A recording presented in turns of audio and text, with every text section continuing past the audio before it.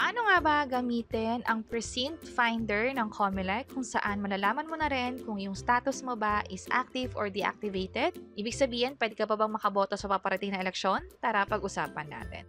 By the way, kung first time mo sa channel na to at gusto mo pa ng mga online tutorial videos katulad nito, please click the subscribe button. Ito yung Precinct Finder online ng COMELEC kung saan ipoprovide mo lang yung information mo. Pwedeng local or yung mga nasa Pilipinas. Pwede rin naman ito para sa mga OFW o yung mga nasa ibang bansa ng kababayan natin.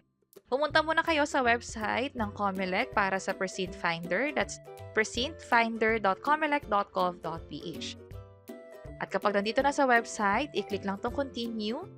And then, depende nga yung location, halimbawa local tayo, i-provide lahat ng info, first name, middle name. Kung sakaling walang middle name, ilagay dito ay underscore or dot, and then last name. Suffix, ito yung pagpipilian. Since wala akong suffix, piliin ko yung select. Date of birth, ilagay din dito. And then yung province, kung saan nakarehistro. Halimbawa, dito tayo. And then yung municipality, ito naman siya. Verify you are human. And then, click ko yung search.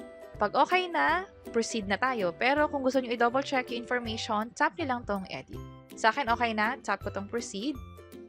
And right away, malalaman nyo kung active or deactivated ba yung account ninyo. Kung deactivated, it means na kailangan nyo pa magpa-register at kapag nakapag-register, doon pa lang kayo makakaboto.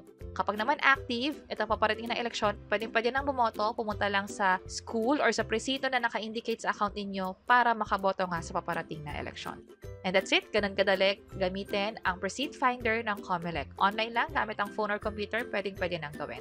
Sana nakatulong tong video na to. Kung oo, pakiclick ang like button. At para sa iba't ibang mga tutorial videos, pwede nyo i-check itong mga nasa baba.